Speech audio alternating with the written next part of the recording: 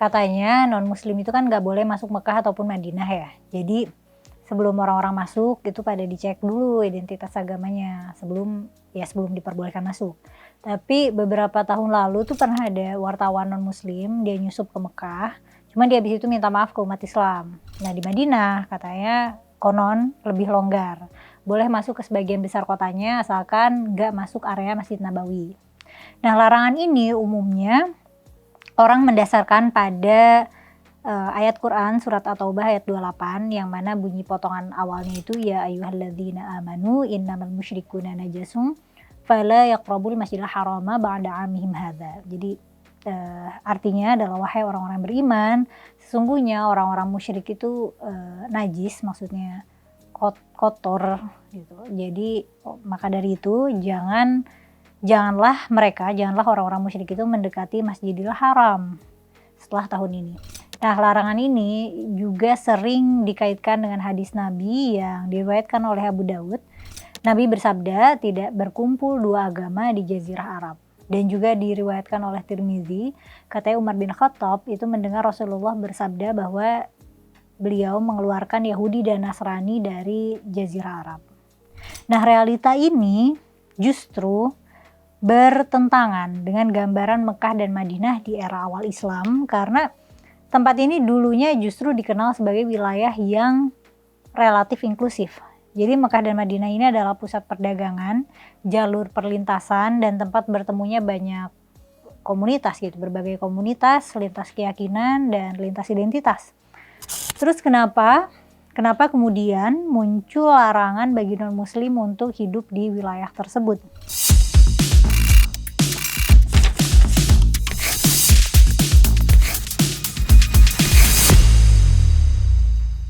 Kalau dilihat dari tradisi keilmuan Islam sendiri sebenarnya nggak pernah ada satu suara tunggal ya soal larangan non-muslim masuk Hijaz, apalagi terutama Mekah Madinah.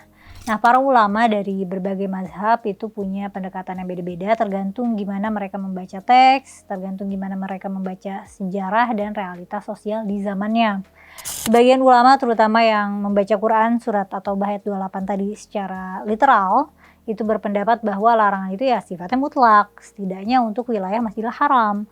Dan dari sini kemudian muncul perluasan makna dari masjid ke seluruh kota Mekah gitu, kota haram atau seluruh jazirah Arab yang kadang definisinya pun nggak satu suara ya. Nah Imam Syafi'i yang dikenal sebagai pendiri mazhab Syafi'i, pada sebelum abad ke-10 misalnya, beliau cenderung menginterpretasi bahwa non-muslim itu dilarang penuh untuk masuk ke Mekah. Jadi Mekah itu adalah wilayah yang haram bagi non-muslim. Tapi wilayah lain di Hijaz itu termasuk Madinah itu boleh dimasuki untuk sementara saja. Ya, yaitu selama 3 hari ya, itu durasi tamu gitu. Nah, baru di wilayah lain seperti misalnya di Yaman itu boleh tinggal permanen.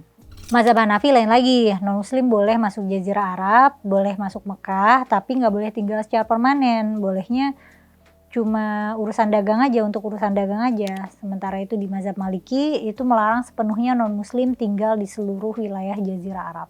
Jadi larangan non-muslim masuk Mekah, masuk Hijaz atau Jazirah Arab itu bukan hukum yang sejak awal baku dan konsisten ya, tapi itu wacana yang berkembang pelan-pelan. Banyak sejarawan berargumen bahwa narasi pengusiran itu baru benar-benar menguat pada abad kedua dan ketiga Hijriah atau sekitar abad ke-7. Abad ke-7 Masehi maksudnya, ketika umat Islam mulai lebih sadar batas identitas dan merasa perlu menegaskan perbedaan dengan komunitas agama lain yang mirip-mirip gitu, kayak harus membedakan diri dengan Yahudi dan Kristen. Nah kalau kita mundur ke masa Nabi Muhammad, gambaran tentang Hijaz sebagai wilayah tertutup tuh belum benar-benar kelihatan ya, karena Madinah pada masa awal Islam itu justru dibangun sebagai komunitas politik yang majemuk. Lewat Piagam Madinah, Nabi mengakui keberadaan berbagai kelompok, mulai dari Muslim, Yahudi, sampai komunitas lain sebagai satu kesatuan sosial yang hidup berdampingan. Nah, mereka punya kewajiban dan hak masing-masing, tapi nggak dipaksa untuk melebur secara agama. Artinya sejak awal Islam tumbuh di tengah realitas keberagaman. Nah, sebelum Islam, agama Kristen dan Yahudi juga sudah jauh tumbuh di wilayah Jazirah Arab. Dan Kristen udah ada di wilayah pesisir timur Arabia di sekitar Teluk Persia gitu. Jadi di Arab. Sementara itu di Arab Selatan, khususnya di Najran, itu komunitas Kristen bahkan telah berkembang sejak pertengahan abad ke-5. Tapi memang ketika masuk ke Madinah dan Mekah, bukti keberadaan komunitas Kristen itu makin mengerucut ya, makin minoritas. Tapi bukan berarti nggak ada orang Kristen atau nggak ada aktivitas agama Kristen sama sekali. Bahkan Ka'bah pra-Islam itu konon menyimpan gambar Yesus dan Maria yang mengisyaratkan bahwa Ka'bah dibangun atas berbagai ekspresi religius. Nah, sementara itu jejak agama Yahudi itu lebih kuat di Jazirah Arab termasuk di Hijaz.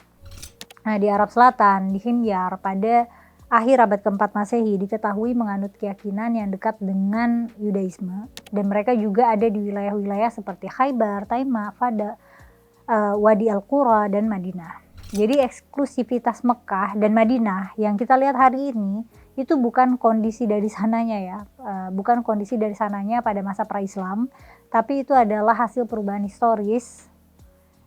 Dan eksklusi total terhadap non-muslim itu adalah perkembangan yang datang belakangan seiring dengan berubahnya Islam dari komunitas religius menjadi kekuatan imperium dan ya, kekuatan negara gitu. Dan kalau kita bedah langsung ayat yang paling sering dijadikan dasar larangan ini ya, yaitu At-Taubah ayat 28, ya ayat tersebut kan menyebutnya musyrikun gitu, yang bisa dipahami sebagai penyembah berhala. Meskipun di ayat lain dalam surat yang sama ada kritik juga terhadap Yahudi dan Nasrani, ya sehingga sebagian ulama kemudian memperluas maknanya. Lalu ada istilah juga Masjidil Haram. Secara klasik Masjidil Haram itu merujuk ke area sekitar Ka'bah, bukan seluruh kota Mekah gitu, apalagi Hijaz gitu, area Hijaz.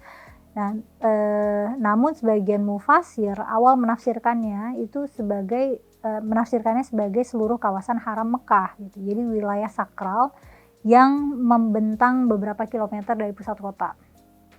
Nah, tafsir yang lebih luas ini bahkan didukung juga oleh sebagian scholar modern. Nah, perubahan sentimen terhadap non-muslim itu mulai terasa setelah wafatnya Nabi, ketika pada masa Khulafaur Rasyidin, terutama pada masa Umar bin Khattab, pada waktu itu muncul berbagai riwayat tentang pengusiran non-muslim dari beberapa wilayah di Arab. Tapi menariknya, kalau kita baca sumber-sumber sejarah dengan teliti, riwayat-riwayatnya itu saling bertabrakan ya. Jadi lokasi yang disebut itu cenderung beda-beda, dan bahkan para ulama klasik sendiri nggak sepakat tentang apa yang dimaksud dengan Jazirah Arab atau Hijaz itu mencakup wilayah apa aja sebenarnya. Nah, buktinya sepanjang masa Umayyah dan Abbasiyah kita masih menemukan komunitas non-muslim yang hidup di Arab, di Timur Arab, dan komunitas Kristen masih berkembang cukup lama setelah adanya Islam gitu. Di Arab Selatan dan Najran, yakni wilayah yang sering disebut secara eksplisit sebagai target pengusiran, itu juga masih punya komunitas Kristen yang masih bisa dilacak keberadaannya pada abad ketiga dan keempat Hijriah. Di Yaman, komunitas Yahudi itu juga ada, walaupun sekarang udah hampir semuanya migrasi keluar ya. Bahkan di wilayah Hijaz sendiri yang sering disebut sebagai wilayah paling sensitif, itu masih ada catatan tentang orang Yahudi dan Kristen yang tinggal, yang berdagang dan berinteraksi dengan masyarakat Muslim. Nah, ada kisah menarik dari Madinah pada masa Khalifah Umayyah Al-Walid bin Abdul Malik. Jadi saat Masjid Nabawi diperluas, dia mendatangkan tukang dan seniman non-muslim dari wilayah Bizantium untuk mengerjakan proyek itu. Nah, ini kan bukti ya bahwa kehadiran non-muslim di Madinah itu saat itu ya nggak mustahil gitu dan nggak tabu. Ya, beda sama sekarang gitu. Nabi Muhammad memang pernah mengambil tindakan terhadap 3 suku Yahudi di Madinah, yaitu Bani Qainuqa, Banu Nadir, dan Banu Quraiza. Tapi mungkin agak sulit membayangkan beliau juga melakukan pengusiran besar-besaran dari seluruh Hijaz ya, karena laporan sejarah menunjukkan figur lain gitu. Ada nama yang paling sering muncul juga ada Umar bin Khattab. Tapi banyak petunjuk bahwa yang sebenarnya dimaksud dalam beberapa riwayat justru Umar bin Abdul Aziz, Khalifah Umayyah. Bahkan ada juga laporan yang secara eksplisit menyebut Umar bin Abdul Aziz itu mengusir kafir dhimmi dari Madinah. Kafir dhimmi itu adalah orang-orang non-muslim yang sebenarnya dilindungi hukum.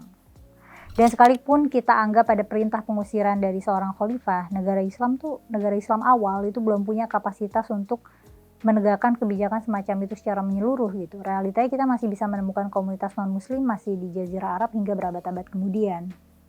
Yang lebih masuk akal itu mungkin melihat larangan ini sebagai bagian dari proses pembentukan identitas ya. Jadi pada abad kedua dan ketiga Hijriah, ketika Islam makin mapan sebagai agama dan makin meluas kekuasaannya, jadi mungkin muncul kebutuhan untuk menarik batas yang lebih tegas antara siapa yang termasuk umat Islam dan siapa yang bukan gitu. Dan salah satu cara paling efektif untuk membangun identitas itu adalah lewat ruang suci gitu. Siapa yang boleh masuk, siapa yang enggak, siapa yang dianggap layak berada di pusat simbol agama gitu. Dan dalam sejarah agama-agama lain dan pada masa sebelum Islam, ruang suci itu sering dipakai untuk menegaskan identitas dan kekuasaan. Misalnya ada Gunung Gerizim yang menjadi konflik antara komunitas Samaria dan Kristen. Bahkan pada akhir abad ke-5, Kaisar Zeno membangun gereja di puncaknya dan melarang orang Samaria mendekat sebagai bentuk hukuman politik sekaligus simbol kemenangan agama. Dan hal serupa juga terjadi di Yerusalem. Di Yerusalem berulang kali ditutup bagi orang Yahudi di bawah kekuasaan Romawi Kristen. Jadi larangan non-Muslim masuk ke Mekah Madinah itu bisa dibaca sebagai politik identitas yang memang ada polanya dalam sejarah peradaban. Kalau kita tarik ke konteks modern, Arab Saudi sebagai negara modern itu punya kepentingan untuk menjaga citra Mekah dan Madinah sebagai pusat Islam global yang homogen dan tertib gitu. Jadi aturan agama itu dilembagakan, dijaga dengan aparat negara dan diperlakukan sebagai hukum yang resmi. Sesuatu yang dulunya lentur, yang cair dan diperdebatkan, jadinya dibakukan. Jadi ketika kita bertanya ketika kita mempertanyakan kenapa Mekah dan Madinah hari ini begitu eksklusif ya, kenapa cuma orang Islam doang yang boleh masuk? Ya jawabannya mungkin bukan cuma satu ayat atau satu hadis saja, tapi ya itu rangkaian dari konsekuensi pertemuan antara politik, kekuasaan, dan kelenturan ajaran agama sendiri gitu. Apa yang kelihatannya berlaku sebagai hukum agama yang mutlak, seringnya adalah hasil dari perjalanan sejarah yang panjang dan diperdebatkan oleh manusia-manusianya sendiri gitu. Tapi kalau menurut kamu gimana nih? Apakah ada nggak mitos-mitos yang kamu dengar tentang Mekah dan Madinah itu emang khusus orang Islam gitu? Aku pernah dengar dulu kalau ada orang non-Muslim masuk nanti dia bisa kena semacam azab gitu, atau kalian pernah dengar apa? Tulis pendapat kamu di kolom komentar ya. Makasih sudah menyimak dan sampai jumpa di konten selanjutnya.